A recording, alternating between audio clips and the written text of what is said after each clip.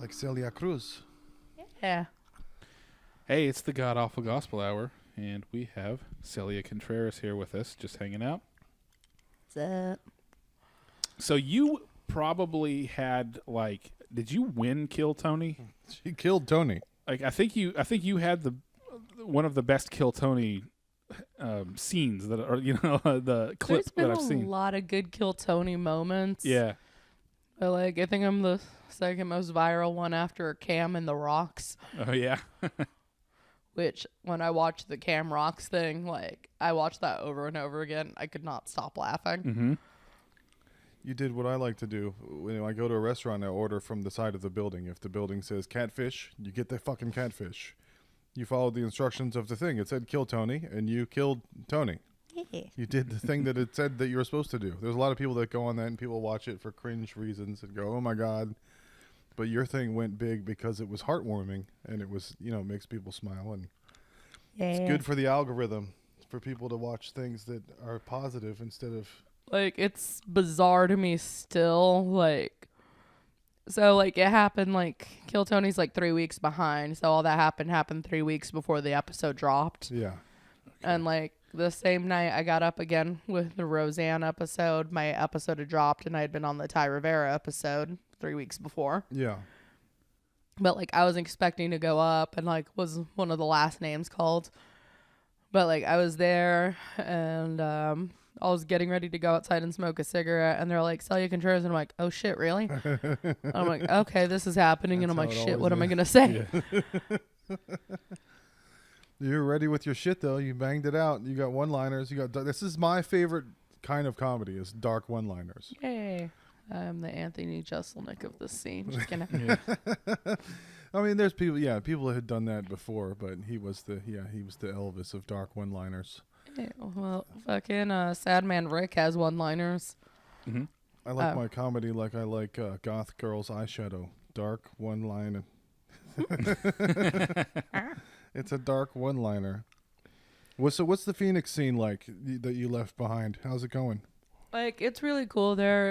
It does make me laugh because, we have a lot of weird, dumbass high school drama. Yeah. People just get on one and just out of nowhere somebody will start shit. Yeah. And, it's funny because it's normally people who haven't done comedy in, 4 years. And they'll bring up some shit from the past. It's all remember Courtney Wallstrom? It's we're all trying to forget her. Just kidding now. I feel bad. Courtney Wallstrom was a comic who committed suicide. Oh, okay. We were trying to block that out, and you brought it all back. Now everyone's triggered. Oh, and then, I do remember during when the pandemic started because, they named the... they had this award show called the Yearly Kearleys, and they had a Best Female Comic and Best Male Comic category, but they were named after two dead comics. Oh, yeah. One was the Arthur Gustafson Award, which was a comic who also killed himself, and the other one was what was her name? Jenny something. It's like Lou Gehrig's disease. She died of cancer. But, when the pandemic started, and I'm like, so when somebody dies of COVID, what are we going to name that award after? Mm-hmm. What's the goal we're shooting for here? To be dead? Because that's cool. Yeah. All my coolest friends are dead, actually. I was talking to you about that earlier. We lost the guy that was the coolest guy in my generation, and we lost the guy that was the coolest guy a couple years older. And after both of the funerals, I was like, maybe it's cool to be dead. Maybe they think we're lame. Maybe they're watching us from the afterlife. What are you, fucking sniffing flowers and eating ice cream? Yeah, I remember when I was still alive. Yeah, my story's over. I got no worries. I'm so cool. It's lame to be alive. What are you doing? I know one dude OD'd and he died, and it's dude, he's dead. And I'm like, lucky fucking bastard. Because I was in a depressive episode at the time. I'm fucking gone, bro. I don't worry about shit. I'm over. You got all these problems. I got nothing. So there's a scene in the movie Waterworld. Have you ever seen the movie Waterworld with Kevin Costner? I have not. Okay, so there's a part where Kevin Costner's character is fighting all the bad guys, and they're on a big oil tanker.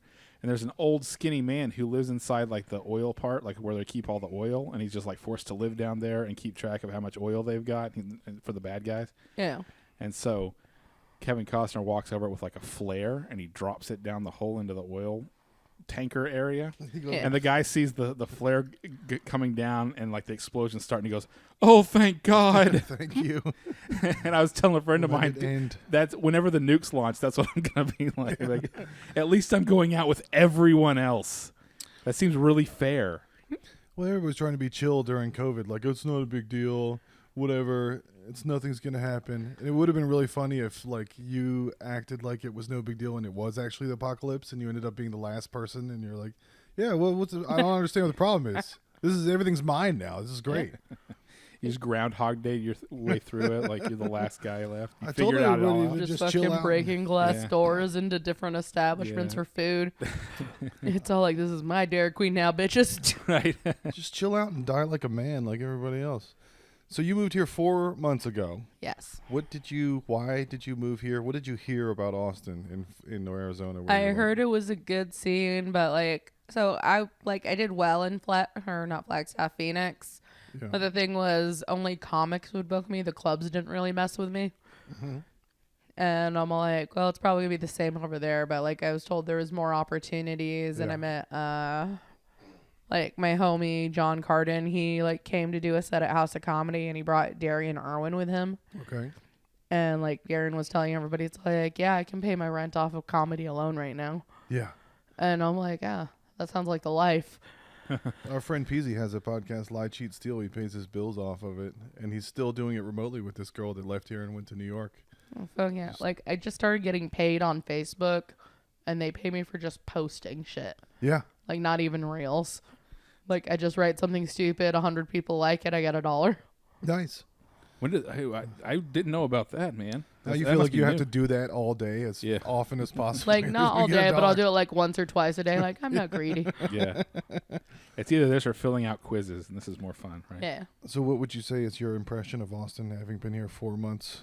I really do like Austin, but it is similar to LA in the sense that, like, I'm not the only idiot who moved here for comedy.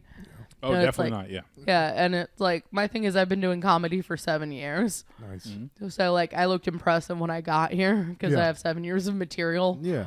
Whereas, like, any idiot with a tank of gas who saw Kill Tony, it's all like, this is it. I'm Yeah, going this to be is the my next Cam chance. Patterson. Yeah. So we can look forward to your Netflix special. It's going to be 7 years long. They're going to have to chop it up into. They can put it on TikTok in little pieces. Like apparently they put Mean Girls on TikTok this week in like 70 little clips, Oh my god. and I guess people watched it because that's how people watch things now is Yeah. through little minute-long TikTok Gotta clips. be a That's laugh every 9 insane. seconds. Yeah. But it does crack me up. I still haven't watched The Irishman because I'm like, I'm not watching 4 hours of this, but I'll binge watch Stranger Things. Yeah. It's a lot longer. So you Well- beat Vegas. You just got back from Skankfest, Yes, I did. and you did some gambling, and you said you broke even, but then you got $200 at the airport. Yeah, well, originally I lost 200, and then like I just happened to have I was with my friend Adam, and it happened there was like another comedy festival, Laugh After Dark, Yeah. happening. But like I asked him for a ride, and he's all like, "Yeah," because I was asking where the mics were at. So I did a mic at Cornish Pasty, then we did a mic at a place called Free Zone, which is a gay bar, where my stickers were a hit. That I handed out because from behind they look like a penis. I Nice. love those stickers are rad. Yeah, I love my stickers. What do we do? What do I do with your sticker? Where do I put it? Where would you like me to put it? Give me some more. I'll put them everywhere. I want you to get a tattoo of it. Okay. Like I want you to go. It's like I want Right this here? on my Well, body. Yes. Like Charles Manson. Yes. I can start flying off on a handle. So, if this was Coco, the parallel universe where everyone's the Dia de los Muertos, I Austin, really wish like the underworld is like Coco. Like I'm down as shit for that. then Austin would be the dead music capital of the world. We could all be kalakalaking around. To Stevie Ray Vaughan's skeleton. Yeah. We've had a bunch of crazy headlines here that read like Florida headlines, but it says Texas Yeah. man, wrestles an alligator, rapes somebody, whatever the fuck. Dude, the fucking horseshit girl on 6th Street. Oh, Yeah. God. Like that happened like a week or two after I moved here, I think. Yeah. And there's a girl rolling around in horseshit. And like I saw one clip of her being interviewed, and she's like, "I'm an artist." Right. And I'm like, "What?"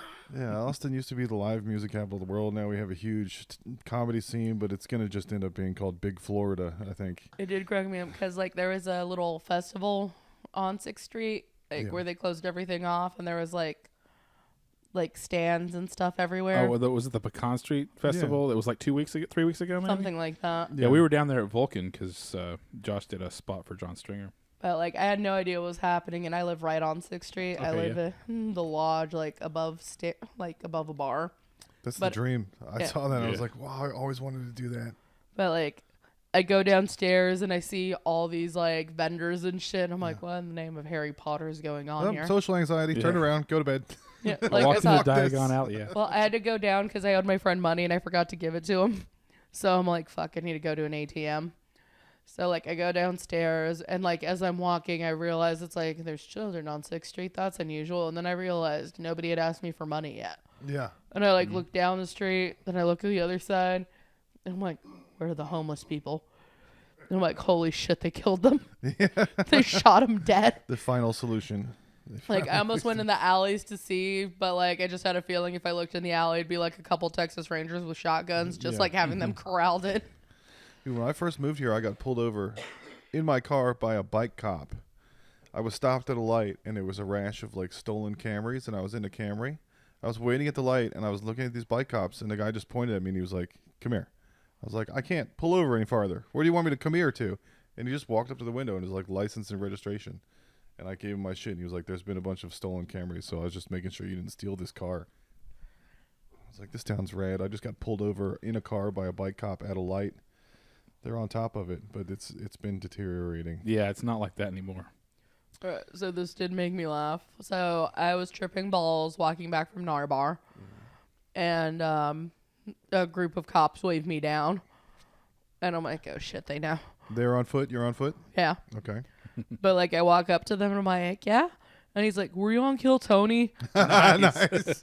And I'm like, yeah, I was. He's like, you're so funny. I showed my episode to everybody. And this was before the Rosanna episode. He was just talking about the Ty Rivera one. He's like, yeah, I showed him. It's like, yeah, you're super funny. You It's can like get out when of you're in a tickets. scared ship. It's Yeah, like I having know. a police association sticker on your car. Yeah. Like, you know me. I did get like moved through the TSA faster too on Nice. my return trip. Because this guy was like, Kill Tony? It's like, yeah. So like, I'm going to need all of you guys to stand back real quick. Come on, man. This is a job with benefits. fuck yeah. You're realizing what one of the benefits is. It's not health insurance, but it's pretty good. I do need health insurance. I feel bad because I gave my friend $300 to go to Mexico and get my mood stabilizers because I don't have health insurance. Yeah. And he was supposed to get back to me like 3 weeks ago, and I haven't heard from him. I'm hoping he just took the money and ran because like The I other don't- options are not as good as that. Yeah. yeah, like Mexican jail, getting fucked over by the cartel. Yeah. But it's like, because if I find out he's in a Mexican jail, now I have to go to fucking Mexico, bail his ass out. Everyone's so afraid of the cartels. It'd be so funny if somebody went down there and just palled around with them, and they're like, "It's no big deal, man. We're cool. It's all good." That's what Why Sean is Penn it- did, and then they used that to catch El Chapo. Went down there and hung out with him. So I had a funny thing happen the other night. I got drunk. I was trying to hook That up is with hilarious. Just kidding. my significant other, and I had a difficult time. There was drugs involved and alcohol, and we were trying to hook up, and it wasn't working. And then I just rolled over and I was like, I'm sorry. And then I tried to plug my phone into charge, and I couldn't get the charger into the thing. And I was like, this is the same as what just happened on the other side of the bed. I'm trying to fit this dumb little thing into this thing, and it's not fucking working. That's always what I thought. Like when you're trying to plug in a charger, not looking, and I'm like, this is what it's like to be a guy. Drunk, trying to put the thing into the thing, like, it can't. That's like, is it in yet? You have to. Did I make you come? Are we charging? Are we at 100%? Where are we? How are we doing? This phone doesn't accept this charger. It doesn't work. So there's been people in relationships talk about settling. You know, when you end up with someone and you go, oh, don't settle. You always, like, I had a friend of mine that never was satisfied in life because he was always striving for something better. He said, good things get in the way with excellent things. It didn't turn out well for him. He probably should have settled for just some good things. Yeah. And have a couple good things. Settling, they make it sound so bad, but settling is nice. You settle down in front of a fire. You get comfy and you settle and you snuggle down into some blankets. Yeah. Cereal, you settle a box of cereal and you get all the fruit things at the top. Settling is not so bad. Everybody goes, oh, no, never settle. And I'm like, you should Some people should probably settle. Most It's people better to actually play should second. probably settle, right? Everyone doesn't What get is to the be. saying? It's better to play second fiddle than not be in the band at all. Yeah. I was taking my kid to school the other day, and we had to stop for gum. She's like the pimp of gum in her school. That's the drugs of junior high. If you have gum, Shit. I need to everybody's buy like, gum. That reminds me. well, good luck because gum is $7. It's If you $7. get the cool little I should thing have with the stolen some from the plastic. green room. pie. I stole so much stuff from the green room at Skankfest. Nice. And like it was the last night and I'm still on acid and I just grab my backpack and start filling it up with a leftover beer and I'm like, don't act like we've never stolen from work You before, didn't steal people. nothing. That was all yours to begin with. That was yours when you got there. That's in your rider, right? Yeah. Oh, and like last year, like every time I'm like on some hallucinogenic and I just take something from the green room. But Yeah. like I'm not a Clay, thief. I'm just tripping. like Clay taking from Creek in the Cave, he's normally head of security at Skankfest. And like I went up to him, like, and I told him again yesterday, and I'm like, we're gonna make it a game. Every Skankfest, I'm gonna steal something, and you gotta figure out what it is. You better stock extra shit because I'm taking most of it. Yeah. Like, and I was trying to get like 2 people to help me steal a like couch from Skankfest, and I'm like, it's like how many people can say they stole a fucking couch from Skankfest? I'm like, W loser. It's like Celia, where would he even fucking put it? And I'm like, I don't know. It's like, aren't you taking a plane back? And I'm like, we'll figure it out. We'll ship it. We'll get a storage unit. You could have a podcast at your house, and everybody would want to come perform on the couch that was stolen from Yeah. Skankfest. Yeah, It'd be like a exactly. landmark. You already have a historical plaque in front of your building anyway. Yeah. Exactly. It'd be double historical. So anyway, I bought my kid gum on the way to school. It's if you get like a little thing of sticks of gum, like 5 of them, it's still like $1. But she gets this little plastic pots of extra whatever the fuck Okay. Orbits. Oh, With the okay. little chicles in there. It's so she can hand them out at school. She wanted 2 of them. It was fucking $14. And I was like, this is ridiculous. And she goes, well, I'm expensive. You shouldn't have had a kid. And I was like, we didn't mean to. Huh? You're an accident. And now look what's happening. I got to pay $14 for gum. And my other kid is doing really well in school, but he's got a little anxiety. And so the teacher was like, what's going on? What are you doing at school? How is he doing so well? And I was like, nothing. We're doing nothing. We're laying off. Like, he's got anxiety. Any amount of pressure will cause them to shut down. People, some types of Okay. anxiety people, you know. His whole body is an off switch. Like, you push from any direction and it's just like, burn, Luke, I'm shutting the power down. So we just like lay off whatever he's doing. Just keep doing it. Don't say anything. It's like at the end of the date when a girl starts to get on her knees and put her hair in a ponytail and you're like, okay, apparently I did everything right and I'm just going to freeze and hopefully everything Not continues gonna make to any go sudden well. movements. Yeah. I'm afraid I didn't know what I did right and I guess everything's going well, so I'm just going to stop. It's like, this is too easy. Do you ever get worried that the chick's gonna bite your dick off? Yeah. That's Because the like that'd be my vulnerability. biggest concern, and like, so I'm not good at giving head, but I try my best because I'm a lady. But like, it does crack me up. Like, it's all like, just like the confidence to have somebody let them put their mouth on your dick, where I could end it all. Yeah. You could be over. I It's the Just most go vulnerable chomp. a man can be.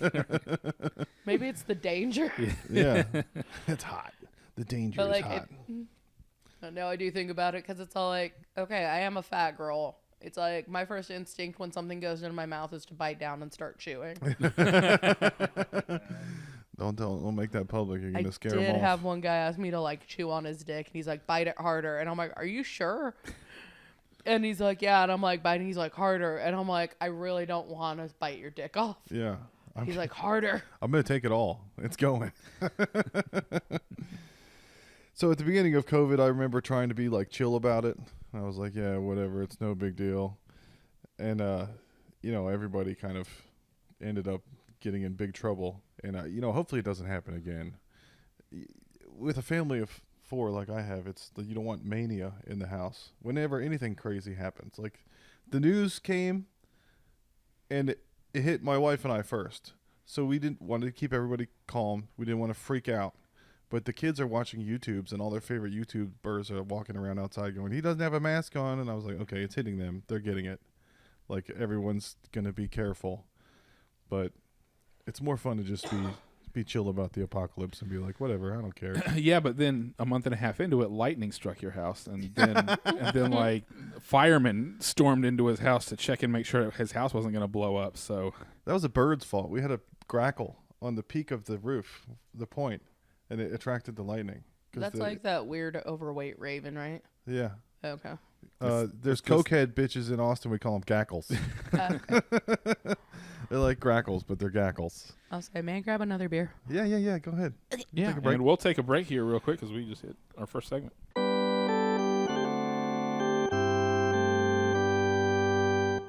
Just ketchup and mayonnaise mixed. Utah's signature fruit is called fry sauce. Yeah. Oh, it's ketchup and mayonnaise. It's like They're all proud of it. And I'm like, this is dumb. This is boring Mormons. They couldn't think of anything else, and they wanted to dip their fries in something interesting, so they made something everybody can do.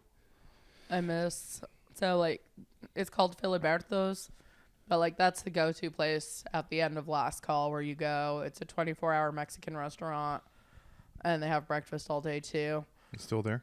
Yes, like it's all over Phoenix, and they like added one to Flagstaff, and I was so happy when that happened. But I miss it so much. Like I'm trying to find a good Mexican place here, but like Texas Mexican food's different than Arizona Mexican food. Yeah. Okay. We'll take care of that tomorrow. We'll go to El Secreto de la Madre. Okay. I got some good spots. Yeah, that's actually one of the questions that we'd like to ask a guest is, think of, is there any place back home that isn't there anymore, like a place that you went to eat that you just loved as a kid or anything? If you had a time machine, the first place you would go to eat first before killing Hitler. Let me think. All right, so everybody's in line to kill Hitler. This is what I'd do if I had a time machine. One, I just want to figure out some life mysteries from my family. Yeah. And there's two. One, I want to know who stole my Xbox and sold it for drugs. Yeah. Oh, fuck. It could have been my brother. Could have been my stepdad. One of them's dead, and the other one's adamant it wasn't him, but he's lied before. Go back and look at their eyes and see who's highest. Yeah. So there's that, and then the other one is like, so my dad broke his ribs by falling in the tub, right? Okay. Now, there was only two people in the bathroom when this happened, my mom and my dad. Yeah. If you ask my mom, she said he was shit-faced and fell, Uh-huh. and that's how he broke his ribs. If you ask my dad, that crazy fucking puta pushed me. And to this day, we don't know who's telling the truth. Yeah, so you need that. You need that. Observer. I need that Yeah, closure, just hide in the bathroom closet. Like, I don't know. I can tell you, having found out things about my family recently, you don't want to know this stuff. You're better off. I do want to know. Just let it be. Like, I need this closure. Then you're going to be dealing with that for years after, having now you know. It's double. That's all part of the process. Yeah, right now your problem is you don't know. Yeah. After you know, your problem is going to be now you do know. Okay, if it turns out to be my brother, though, then I can just go up and punch him and call it a day. Yeah. If it was my stepdad, then I'm glad he's dead. You He was talk a a piece lot of about punching people. What do you got? A mean jab? I've got a lot of anger. Hell yeah. But I did martial arts for 10 years, but like I was punching people before that. Okay. Nobody expects it. Like, I think like it was one of my earliest memories, but I punched my doctor because I thought him and my mom were making fun of me, and like I just curled up my little 3-year-old fist and Nice. punched him straight in the nose. Hell yeah. But like this was like after I had had my hip fixing surgery because I was born with my leg not in my hip socket. Ooh. But like it was after physical therapy, and I thought him and my mom were making fun of me, so I punched him in the face, and then I ran as fast as I could. I made it to the parking lot, and then in Flagstaff parking lots there's like trees and shit sometimes. Yeah. But like I go and I like run and hide behind a big boulder and a tree, and I'm like laying down. I'm like, they'll never find me. They found me. Did you get him? Did you draw blood? Did you get him in the nose? I got him in the nose. I don't think I drew blood, but he like thought it was hilarious. He should have not been talking shit. Yeah, and he gave me a fucking piggyback ride back to the what's it called, the examination room. He gave you a piggyback to the Gracie Barra studio. He's like, we gotta work on that roundhouse. Yeah. She's got a mean one. So when I met you at Sandjack, you had your vape on a lanyard. Yeah. And I thought that was funny because most people have their lanyards on a work ID. Yeah. But you have like the opposite of a work ID. It was like a never gonna work ID. Like a lot of people like Fuck keep thinking work. it's like a festival pass. And it's all like, no, it just came with a lanyard. I'm like, fuck yeah, I lose my vapes all the time, so I utilize that shit. And then some dude came up and asked you for a pen, and you handed him the vape, and he was like, "No, I need a pen like to write jokes." Yeah. I was like, "Oh, this didn't used to be this way. People used to ask for a pen, and it meant one thing, but now it's like, what kind of pen are you talking about?" And like it is, so it's weird. Like I was homeless from Phoenix for the most part. Unfortunately, my grandma passed away 2 years ago, and she left me some money, which is why I have an apartment on 6th Street. Nice. And like, so I have extra money now, but like, it's weird because like more often than not, I'll buy people drinks here in Austin, Yeah. and there's a disparity because in Arizona, like I'm known as a mooch queen, and like I ask for beer and people still give it to me, and every time I'm all, like, why? It's like you've bought me like 30 beers in the span of a year. Now that you've moved to the dead music capital of the world, it's different here. Yeah, you're a different character here than you were. You know, it's just a. I'm not even the top 50 most homeless comics in Austin. I was the second most homeless comic in Phoenix. How long were you homeless for? A couple years?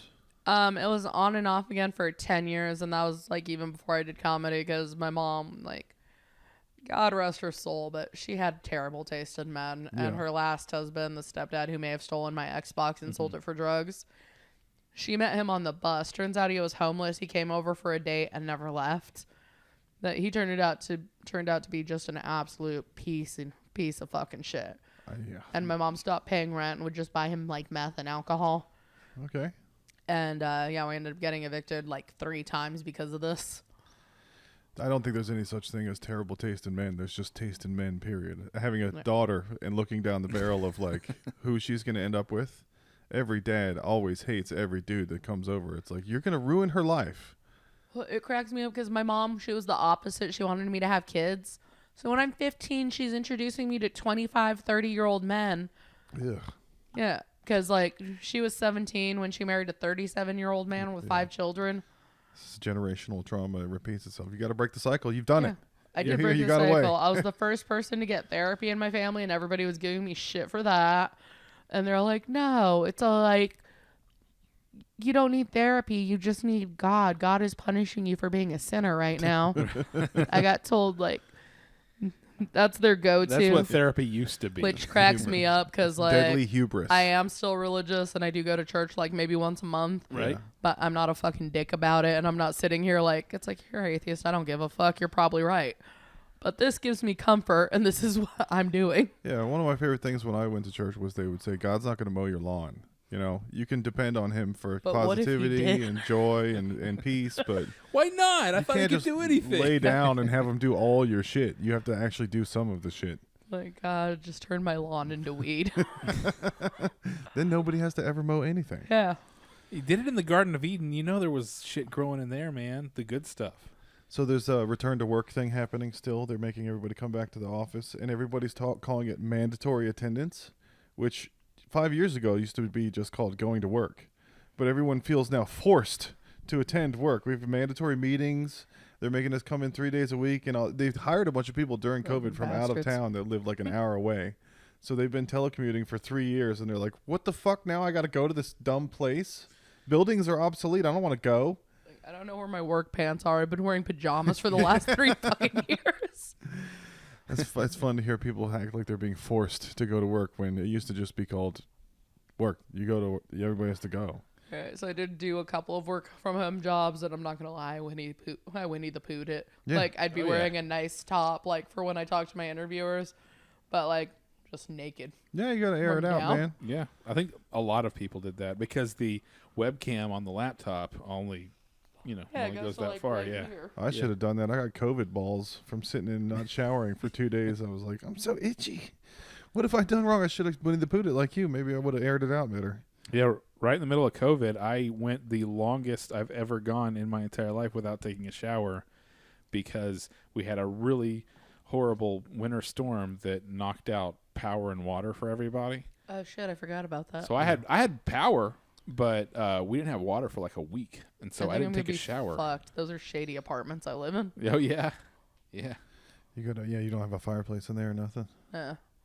You got to get a generator and a space heater with your 200 skank dollars. I should do that. I spent that already. Oops. I'm gonna make a coffee mug that says "I'm sorry for what I said during COVID" because everybody acted fucked up and said bad things, and we're all looking back going, "I can't believe I acted that way during the apocalypse." I'm sorry, everyone. And I do remember, like, so everybody, like, was getting scared and shit. It's like, y'all joke about being suicidal. I'm the only one who became an essential worker during this shit. I worked at Circle K. I wanted to fucking die. Even before there was a COVID. Yeah. Strange things. Also, now that I'm blowing up, I do feel bad, and I need to go back to the McDonald's I worked at Scottsdale and just give them money for all the food I fucking stole. Because I wasn't, like, making food and stealing it. I was just straight up stealing, like, bags of hot and spicy patties and, like, chicken nuggets. You're getting and groceries. bacon. Pretty much. Yeah. Hinchcliffe like, wants you to go and tell everybody suck your dick because you became a comedian, and you have to go apologize instead. No, I'm gonna do that too. But, like, I have done shit like that, and, like, I got caught stealing, like, Egg McMuffins. Yeah. Or not Egg McMuffins, the McMuffin, like, Hell yeah. Jimmy thing. Dean? And, like, I just didn't show up to work the next day because I was embarrassed. And I'm like, okay, he got me. I'm Well, not so going you back. get to eat at home while you're staying home from work. Okay, so when this was happening, I lived with a crazy fucking meth head. Mm-hmm. He was a brilliant comic. Again, this is a theme. It seems like this is the third one now. I just keep living with shitty people. And each time it's like, it can't be as worse as the last guy. And then every time I'm fucking surprised. But, like, I lived with a really bad alcoholic, a really bad meth head. But the fucking meth head, like, he was, like, he had a BPD, borderline personality disorder. Mm-hmm. But here's the thing. He'd do meth all the time. He'd go on stage because, like, when he wasn't doing comedy, he was a prostitute. But he'd go on stage and be like, yeah, I'm a sex worker. And then after he did his set, he'd come up to me. He's like, Celia, are you telling people I'm a sex worker? I don't appreciate that. I'm like, no, you told everybody that just now. And I remember one time in one of our arguments, because, like, he wrote the word free on a piece of notebook paper and, like, taped it on his door, which was technically his office. Okay.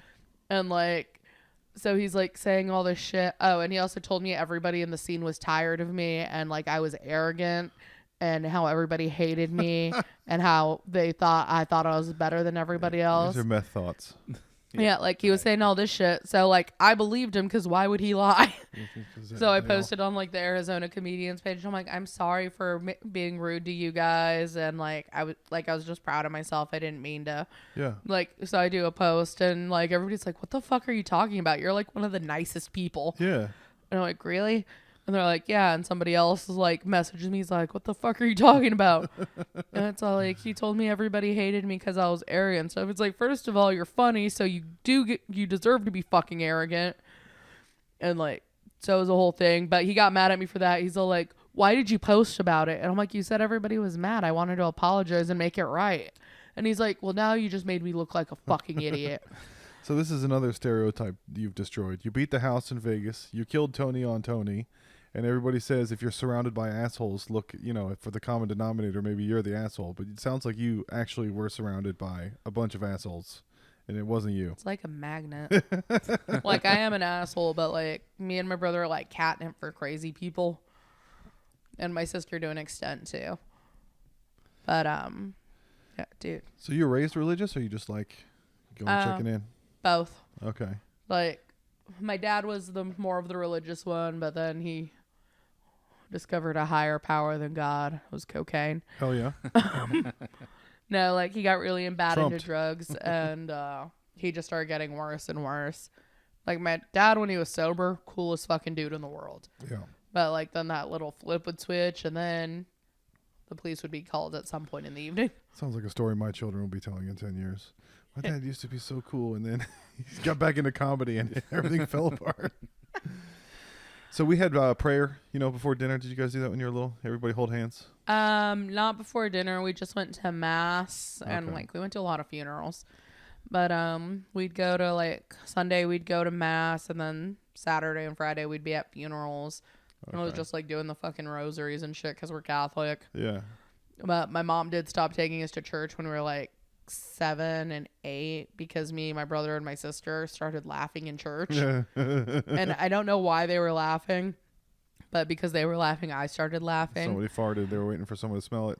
Yeah. But like, we all kept laughing, and then like, everybody turns around, the priest stops the service, and my mom grabs us by our arms and our hair and like drags us out. We get in, and my dad is like, I thought it was funny. Yeah. But my mom was like, I've never been so embarrassed in my life. I hope that this was fucking worth it because you're going to hell because you're never going to church again. And like, she lost her fucking mind. And she wasn't even that religious. She went back to religion because of my dad. And then she left because my mom was a hippie and she like went through Wiccan phases and Santeria phases. And she thought she was psychic. Like, I do tarot card readings. Yeah. And like, she told me I should do that. She's like, you've got the gift, babe. And I'm like, Mom, that's not real. Yeah.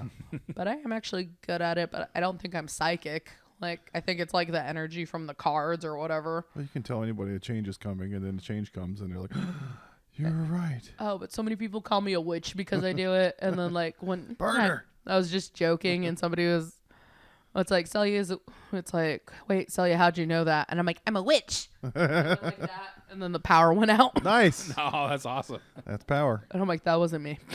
Do you know what the penis game is? Have you heard of the penis game? No. You just say penis, and then the other person has to say it louder in a weird place where you're not supposed to say penis. So Like you church. just go up to somebody and whisper penis, and then they go have to go penis. Penis. Yeah. Okay. So my son won the penis game internationally. He's the champion of penis game. Okay. We went to the most Catholic place on earth. We went to Iglesia Santa Cecilia in Mexico City, the biggest Catholic cathedral in the world. And there were people like dipping their hands in the holy water, and they were bored. They wanted to get out of there. So I was trying to entertain them. He was like 8 years old, and I went up to my son and I was like, hey, guess what? And he was like, what? And I was like, penis. And he was like, penis. And I was like, penis. And he goes, penis. And I was like, okay, I can't. You win. I have to tap out. I cannot say it any louder than that right now where we're at. I'm sorry. So he holds the belt for world champion of the penis game because he did it in the most inappropriate place possible, and I couldn't take it to the next level. As an adult, it was okay for a kid, but not for me to do it. Okay. Growing up, I was raised Baptist, and I always went to Baptist church. Like Fun Baptist, or you're not allowed to dance because it's like Sex Baptist. We weren't that. We were Southern Baptist, but it wasn't Footloose town. It Oh, was. It was like, no, you go to dances and all that. We didn't have church dances, but we had school dances. But we weren't. They weren't. It didn't seem like they were too strict about things, other than no, you shouldn't have sex before marriage. But my first girlfriend was Catholic, and I'd never been to Catholic mass before.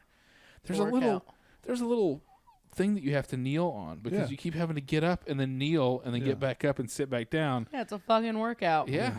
And then I had to Fatigue pads. And then I took communion, which I guess you're not supposed to do if you're not Catholic. So I drank from the wine, and then I ate the cracker. And I think she was trying to like sneakily convert me to Catholicism so that if we got married, it would be cool. No, if you take it and you're not consecrated, that has the extra opposite effect. You're going to extra hell now. Yeah.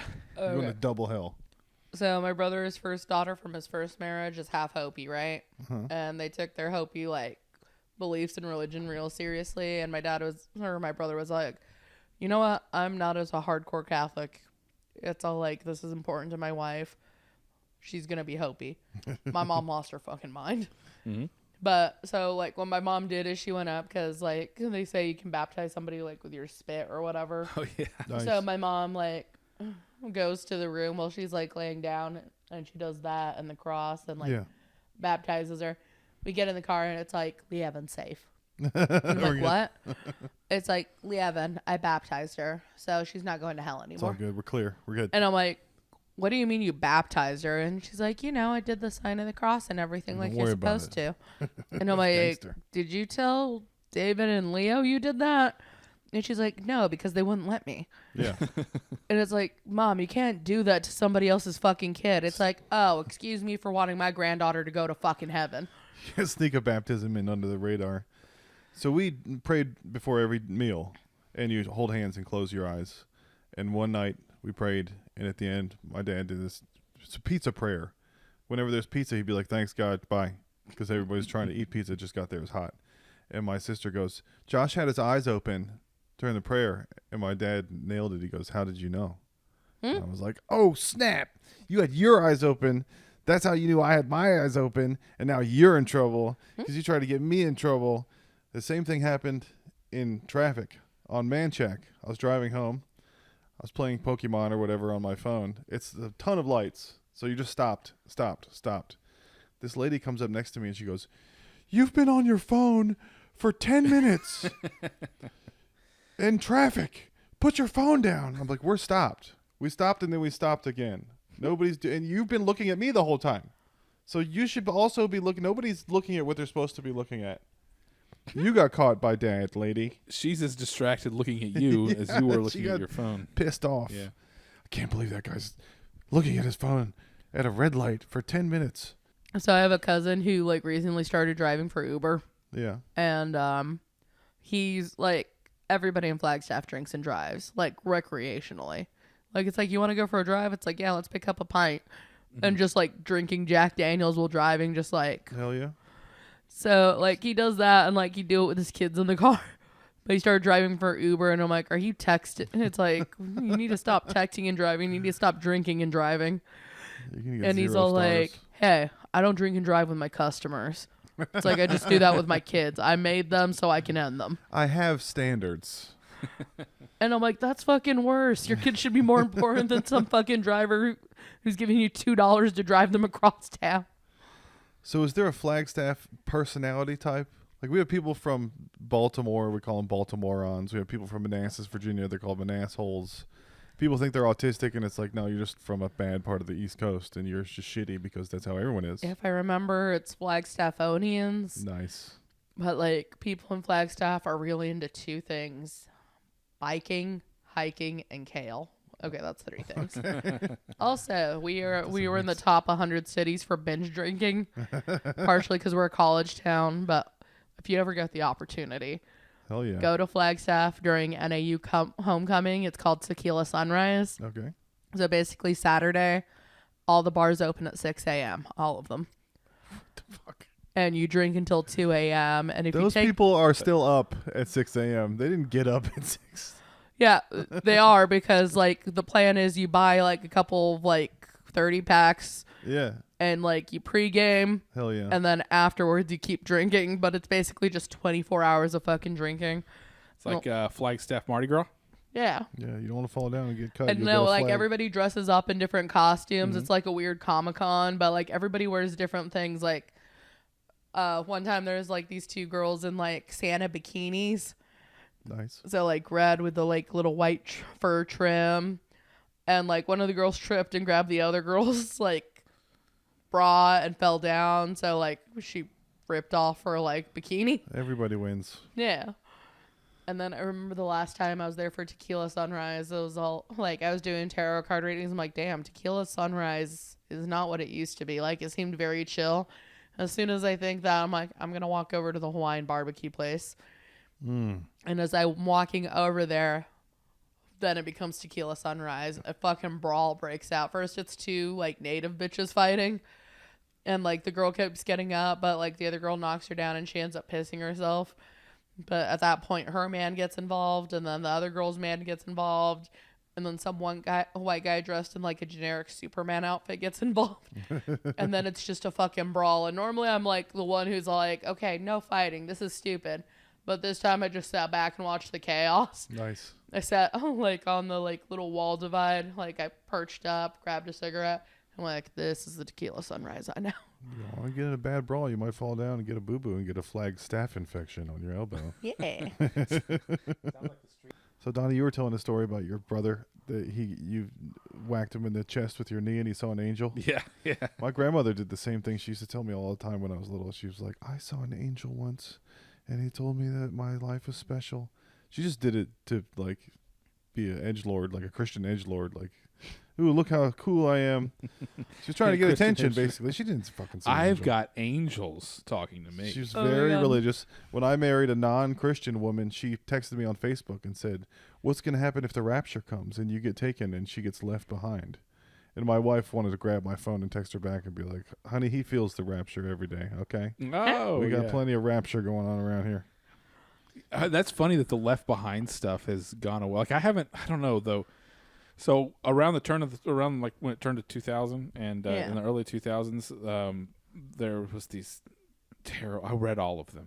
There's these terrible books called the Left Behind books, and it was what the really, really evangelical fundamentalist Christians think. They think that all of the Christians are going to magically disappear, It's like just fear-mongering. vanish. Yeah. And then everybody that's left has to either decide whether they're going to follow God or the Antichrist.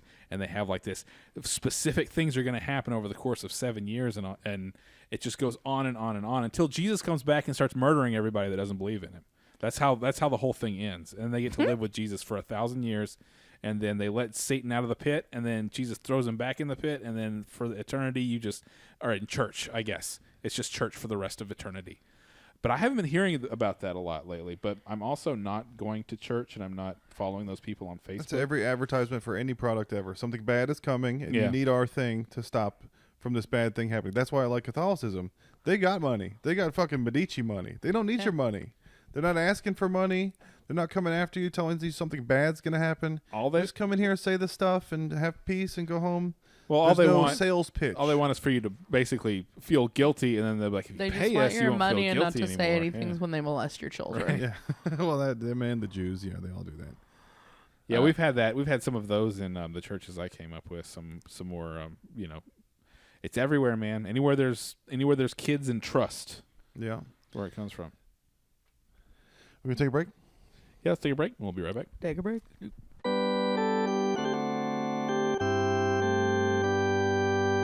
Whenever I was a little kid, me and my brother had a radio show that we recorded onto a cassette tape, and the name of it was a talk show called "Sexy Women Don't Fart," and it was the whole theme of the show was talking about how women don't fart. Yeah, guys get to be the gatekeepers of farting like we own it. Yeah, we're back with Celia. Yeah. New mansplain. I do want to tell a farting story about my brother. Hell yeah. So, fun Let's do it. fact. Did you know if you fart into a prescription pill bottle and close it right away, the smell will stay in there? Yeah. And my brother, like, him and his friends discover this, and it, like, because my mom was diabetic, so we had just a fuck ton of pill bottles. And my mom would save them for different things, like her beads and her crafts and stuff. Or, like, put needles and stuff. But, like, she had a whole bunch of empty ones, and my brother and his friend did this. But he comes up to me, he's like, oh my God, this is weird. Mom's meds smell like bananas. And I'm like, really? Let me smell. And I did, and I just got maced with this fart. Yeah. But they decided So to... that you didn't know that it was a fart in there. I didn't. So it's like, no. And then it gets worse if you keep it in there after time. Yeah. And It matures. yeah.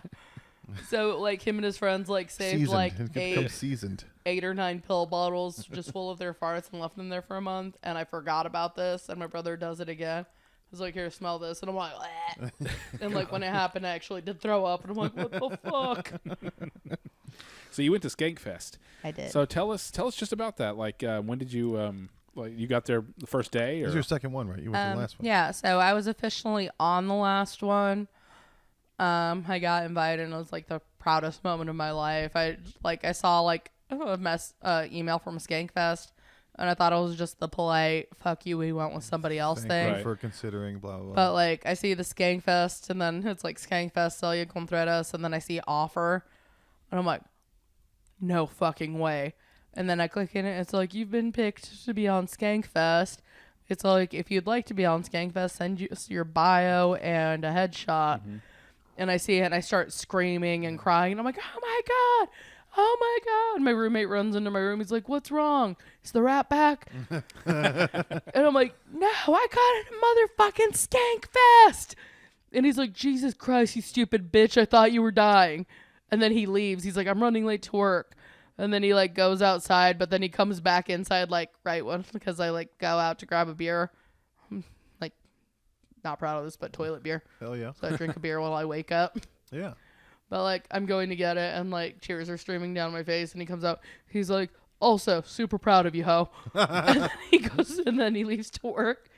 But I'm sitting on the toilet drinking a beer, typing a bio. It's like, Celia Contreras is a dark comic. I was asleep and I farted myself awake and decided to check my email, and I was like, oh my God. So Pretty much. how many actual days is it? It's It's like officially 3 days. 3 days. Yeah, 3 days. 4 if you count the kickoff party, and I got there for the kickoff party this year too.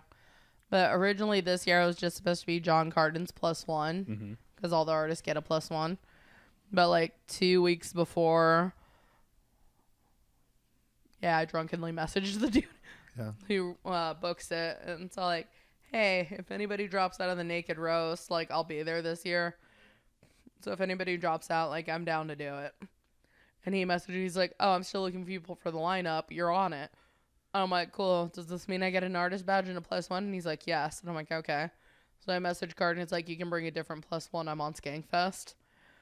And, like, I did get to do one set there, and the plan, like, when I dropped acid, so I plan on doing acid again next year, but, like, the room's called The Tank, where it's just from, like, 12 p.m. to 12 a.m., just one comic after another doing 8-minute sets. But next time I'll do it in there, so I'm not freaking out staring at Clown Boy. And, but yeah, my plan was to, like, take the acid and then, like, do a set while I was in there again. Because the whole, like, there's just one set I wanted to do. Like, I just thought it'd be funny to talk about because they were joking about, like, getting Bill Cosby on Skankfest. Hell yeah. But I was going to go up and, like, am I the only one who said that Bill Cosby didn't make it here? It's like, I bought those roofies for nothing. It's like, I wasn't going to rape him. I was just going to steal one freckle for every bitch he's raped. We were doing a bit about that a couple shows ago where, like, after he did time and got accused, he got out, and then, like, 6 more allegations came. And he had his wife was like, really, Bill? Again? And he did the classic husband thing of, I already said sorry. You want me to say sorry again? And she's like, yeah, 1 per rape would suffice, Bill. Maybe do it. I didn't know about the other 6. So, yeah, you still have to say sorry again every time, asshole. Camille, I'm sorry. So last time we were here, we were watching these Tourette's videos of these Scottish guys. I don't know if you've seen this BBC documentary about these guys with Tourette's. It's awesome. They go on like a road trip together. Yeah. This guy's having trouble with his family because he's like snapping his fingers and clacking his hands and hitting himself in the head and saying cunt in front of his kids. So the BBC sets up this trip with him and these other guys with Tourette's. And they're like, we're going to find a place where they can be accepted. And they take them all to a fucking island alone. So like they're acting like they're going to do this inclusive thing where people like understand Tourette's, but then they just put these 4 guys and put them somewhere. And they just film them, so they just film all the crazy things they say. Oh, I will say this because I have been rewatching South Park a lot lately. Like, I was watching it before, like, that's what I've been falling asleep to lately. Hell yeah. But, like, I've rewatched it twice, and I know I'm still missing episodes because I'll fall asleep. But, like, they do get a lot of, like, positive comments from, like, other places, like the Tourette's people. It's like, they actually got Tourette's down pretty good and explained it very well. And they said the same thing about, like, the Book of Mormon and other shit. Oh, the Mormons love them. Yeah. Tourette's is the last bastion of free speech. You can't get in trouble if you have Tourette's. They can't come after you. Now I want to watch Boondock Saints when I get home. Yeah. I think Disney should remake live-action versions of the best South Park episodes. They're so good. We need a real version of it. You remember that thing Go that back happened in with time that? and had Jonah Hill play Cartman. Hell yeah. The young Jonah Hill. CG Jonah Hill. Yeah. I Remember that remember when guy? people liked him. Remember the lady that got hit in the head and had an accent? It was on the Tom Segura thing. Yeah, There's some disorder where, like, if you get head trauma, you all of a sudden have, like, a Chinese accent or, what was it, British or something? Yeah. She all of a sudden, so if you had Tourette's and that at the same time, it'd be fucking rad. You could literally be those Scottish guys. Yeah. It'd be double. I think edgelords are like the Japanese pantyhose catharsis of Tourette's. Like the guys that wanted, like, the shock jocks, the people that say fucked up shit for fun. They're getting it out of their system so that they don't have Tourette's. The same way, like, in Japan, they have those vending machines with pantyhose in them. Uh-huh. And so guys can, like, pay a couple quarters and smell pantyhose, and their rape numbers are way down because they've got the catharsis out of the way. And they don't have Catholic churches. Yeah, all these edgelord guys are just trying to get their nastiness out of the way so they don't develop Tourette's because they're really close. They've got a wobbly shopping cart wheel where they're almost about to So Can't keep going straight. I am in this group chat where sometimes we'll periodically send each other clips from porn that make us laugh. Nice. Yeah. And my friend Hector sends this one, and it's like all these girls in a, like, wearing kitty maid outfits in Japan, but, like, it's this, like, incel dude, and, like, he gets mad and starts raping one of them, and then, like, all the other incels start raping them. This is a porn? Yeah. It's Japanese? Yeah. Okay. And of course the penises are blurred out. You're right. But, like, my favorite part of it was when he yells, "The incel revolution has begun." I'm gonna have to And, like, when he said that, I busted up laughing. I'll ask my friend Hector and I'll send it to you. But, like, because I found one that I wanted to show, but I was drunk and I couldn't find it again afterwards. But I'm not gonna lie, I dedicated at least 4 hours out of my month looking for this gangbang video to show it to my friends because it was one of the creepiest things I've ever fucking saw.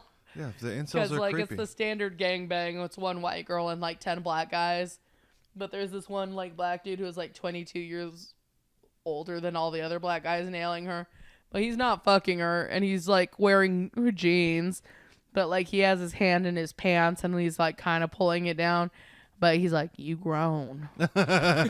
You gonna do grown things today. And he just kept like he just commenting on it. It's like, you gonna do grown things. Like it was almost like he wasn't even there and he was just at home watching the video excited. It's a reaction porn. He wants to be the UFC Joe Rogan of gangbangs. Yeah. He's like, I just commentate now. I don't Whoa, doing the meme. Reaction videos. But yeah, it was like one of the creepiest things, and I remember seeing it, and like I couldn't stop watching it. I wasn't even watching the girl get banged at this point. I was just staring at this creepy dude. It's like, you could do grown things today. You grown now. But the incel thing is a problem. They're holding America hostage. Basically, they don't get pussy, so they're going to shoot up schools. It's horrifying. And yell at Matt Rife. Yeah, and the only solution is redistribution of pussy. Yeah. Like the Andrew Yang Poontang plan. Yeah. They could call it universal basic instinct, where it just they spread it out for everybody so we can stop having school shootings, which is every relationship ever. The guy's mad he's not getting what he wants, so he's going to do something violent unless he gets what he wants. Yeah, I feel like I've averted a lot of school shootings because I fuck a lot of interesting characters. There you go. You're lucky. Well, maybe you saved some school That's shootings what I from think. happening. Like, yeah. sometimes there's just like a dude, and I'm like, you know, you're annoying as shit. I don't find you particularly attractive, but you need a win. Yeah. Well, we want to thank you for your service. Yeah, it's charity. You're essential personnel. I think you probably deduct that from your taxes. I would love that. Yeah. Just like put on there, it's like, did you pay your tax? And I'm like, no, but I fucked 5 incel white dudes. We could do a sci-fi Minority Report of how many Sandy Hooks would have happened if it wasn't for Celia. Yeah. She rappels down like Tom Cruise, like, where is the incel? Murder. And I'm still trying to make that bit work because I have like some school shooting bits, but like mine was during the pandemic. It's like, how many school shooters do you think were at home just kicking themselves because they waited 1 week too long? He's just sitting there polishing his rifle. It's like, you just had to have 500 rounds. There's not even 500 kids at the fucking school. I hadn't finished the pipe bombs yet. Mine is, I don't know what the big deal is. I've been shooting kids all over my shower curtain since I was 16. So speaking of what would you do if you went back in time, you know, if you had a time machine? I mean, one of my destinations would be the Comedy Store on election night 2016. Hell yeah. That was a good night. Fun. Because The psych ward. Yeah, everybody thought the world was ending, and it kind of did. Well, it was the End of the World podcast. It was, I guess it was Doug Stanhope and Joe Rogan set up, and it was technically an episode of Joe Rogan's podcast. And this is before it was Joe Rogan's podcast, you know, before he was huge. Well, I mean, he was big by then, but he was not as big as he is now. I'll remember when he just made you eat gross shit on TV, Yeah. and now people are like saying he's the devil, and he's like, You like the guy from News Radio? The best part was Bill Burr calling him a little rascal because of his hat. Yeah, so Bill Burr, so it comes up there and it's completely disorganized. All the open micers are trying to get up on the stage, and it's just absolute chaos. Yeah. So Bill Burr just takes control of the entire thing.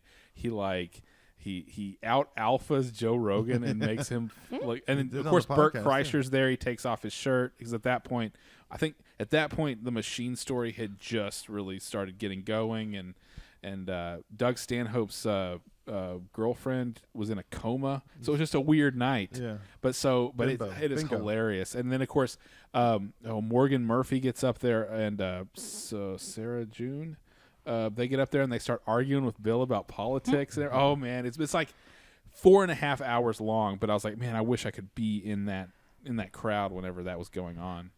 the other thing I wanted to do with like the time travel thing, like, again, not gonna kill Hitler. Yeah. I'm gonna go back and fuck comics, but before they were famous, Uh-huh.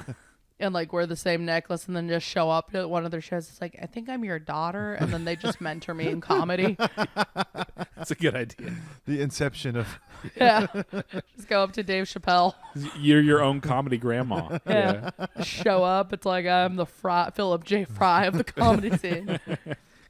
I read an article about an anti-sex trafficking activist. Why do there need to be anti-sex trafficking activists?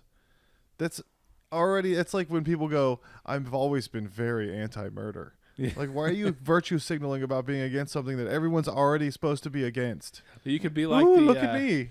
I think it's people who want to be badasses, like the guy from that Sound of Freedom movie. Yeah. I haven't seen Sound of Freedom yet. The guy that it's actually based on, all of a sudden now women are coming forward saying that he was like making them like shower with him and stay in hotel rooms with them because he's like, we have to pretend you're my wife so that we can bust the sex traffickers. It was catharsising. He was trying to keep himself from doing worse shit. That's just like those in this house we believe whatever signs. Yeah. The point of having a private home is to stay with your own business. I'm walking by your house. I don't need to know what everyone inside that house believes. You have a door, you have a lock, you have a driveway, you have a garage. Shut the fuck up. We don't need to know what everyone in your house believes. That science is whatever. Just chill out.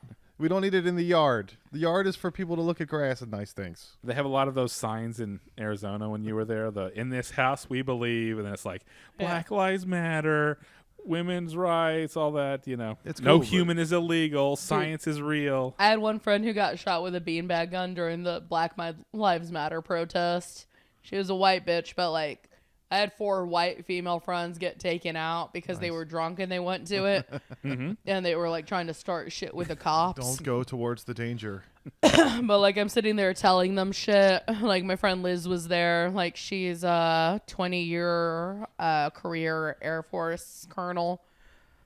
And but like she went down there and she had to save spaces for both the cops and the like protesters. But she had like 15 cases of water that she was like handing out and shit. And then like my friend, like as my friends are going down there, and I'm like, well, you're all shit faced and you shouldn't go down there. But take a gallon of milk with you in case you get mace so you can pour it in your eyes. That helps. Yeah. And like I was giving them some instruction. I'm like, don't heckle the cops if you're in firing range. No. Like if you're behind a couple people, go for it. Non-lethal rounds still hurt. Well, we're very proud to have you here. But this podcast is brought to you by Triple Sheath Undies. Yeah. They had sheath undies for a You while. guys and they actually had have sponsors? No, this is a joke. Okay. Triple Sheath Undies separates your cock from your balls and also your balls from each other. So it's 3 sheaths. You have to pull it on and put one ball in each one. Yeah. And your cock in the other one. These are better than sheath undies and better than thong undies. Studies have shown. Yeah, we're going to try to get somebody to invent this. There's also a little piece of cotton in the middle, so your taint can rest on it perfectly. Yeah, taint misbehaving. So it absorbs the taint sweat. So you were talking shit about Walmart. We were talking shit about Walmart last time, and I might actually have to go because I found out that it's the only place that you can get blue raspberry Swedish fish. Oh, really? I've looked everywhere. My brother-in-law had them, and I was like, fuck. If you don't want to go to Walmart, I go there once a month. I can get you your blue raspberry Swedish fish. Well, they and probably bring it have to them you. at all the Walmart. You don't have to go to the worst Walmart. That's where I had to go. Well, you can order shit online at Walmart and just go pick it up. Okay. Yeah, I should have done that. Curbside Swedish fish. Yeah, because my sister does that a lot. Yeah, I went to the worst Walmart in Austin, I'm pretty sure, because they were the only ones that had a freaking frying pan I wanted. I have a donation for you. I have one dark one-liner that you might like. Okay. I'll try it on you. My friend went out with this girl. She had a 1-inch vaginal cavity. He broke up with her. He's like, I don't like shallow chicks. You need to quit comedy, right? I'm just kidding. No, I liked it. That was cute. I fuck with it.